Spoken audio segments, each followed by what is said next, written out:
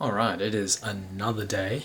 Um, shouldn't be too busy of a day today, hopefully. I think I've got a little gap in my books, which will be nice because then I can actually work on a few things. Number one, just collating all the data of all the venues that I visited yesterday, and also going to be replying to a few emails as well, and probably just strategizing what the next thing will be. I think Erica's in the clinic today, so it would be nice to just chat with her and get her thoughts on a few things as well, because if anything, she's kind of like a social media mentor to me in a way, and it'd be nice to just see what she thinks about some of the stuff that I've been doing. On my way to work, hopefully there's no traffic on the motorway today.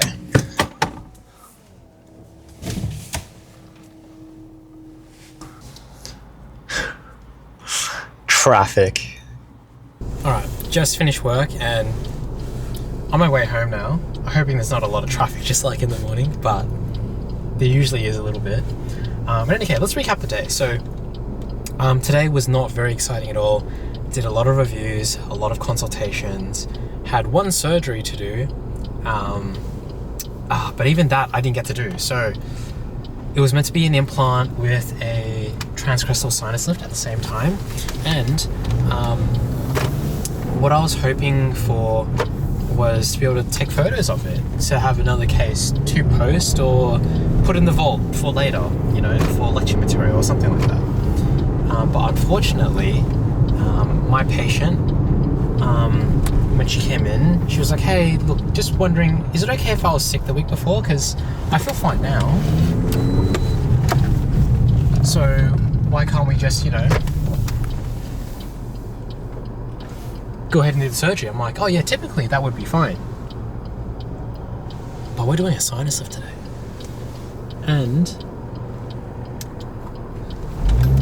we can't be doing a sinus lift if your sinuses are still puffy and upset from when you were sick.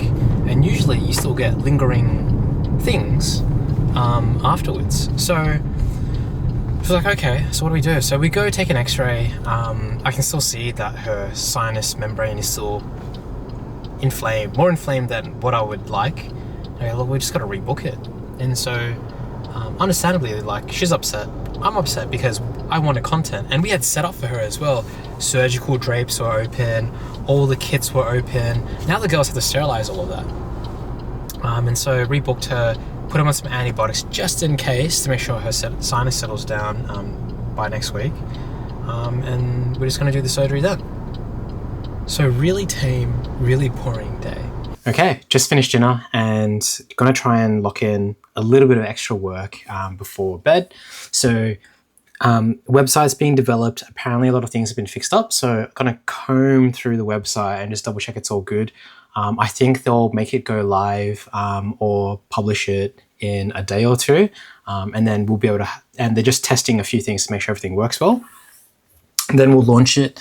And then afterwards, once I announce the course, I'm going to have to get them to update it again to then add in a page for the course itself. And I'm hoping that page will then link to, maybe an Eventbrite like site or whatever where people can buy tickets and then, actually lock it themselves into the course. So I'm going to open up the website now and have a look.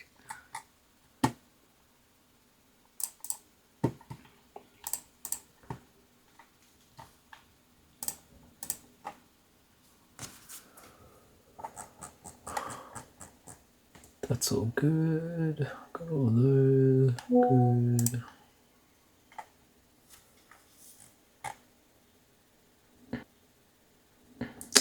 Okay, one thing we should probably put in here is we've got like an About Us page, and at the moment it's got something really generic. Let me show you guys.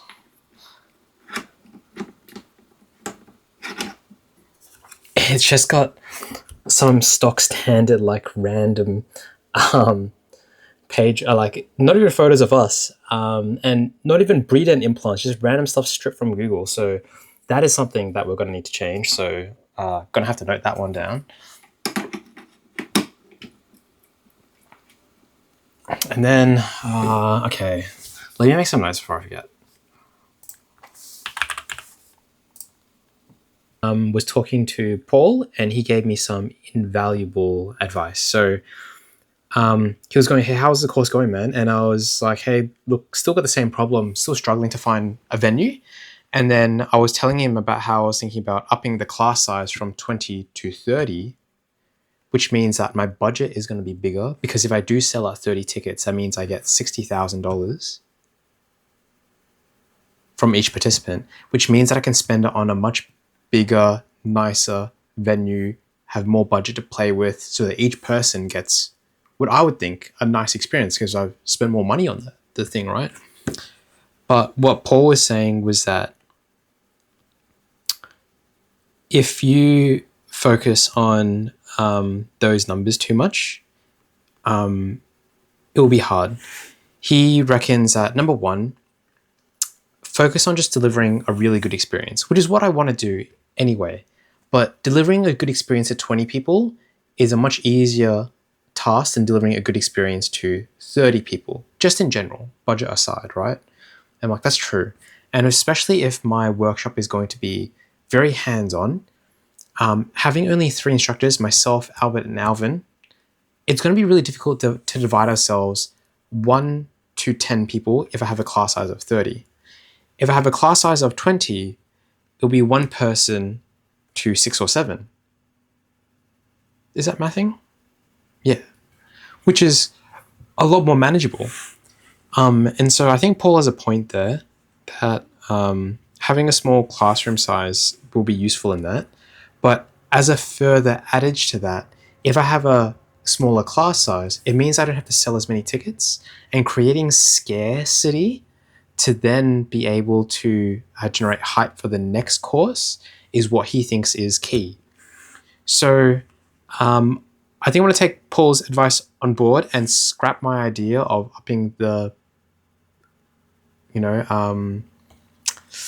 seat number to 30 and just keeping it at the 20 like originally planned, and just going with that.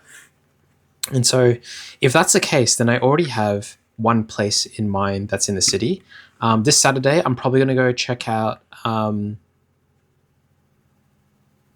another location, Hotel X, Bisu Bisu, in the valley that Erica suggested. I totally forgot to go on Wednesday. I should have. I had time to go. So now I'm going to make another trip out to the city again to check out Bisu Bisu specifically, to see if that is a viable option as well. So yeah, some insightful stuff with Paul there. I've also given Alvin a heads up about us not making a whole heap of money on this first course. But I think that's okay, as long as I can create a real good course. It'll make me feel warm and fuzzy inside, and it will generate hype and prestige and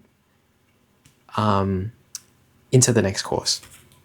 Okay, I'm going to make myself a decaf coffee because my brain's not braining right now, and I'll see what other little minor things that I need to do today.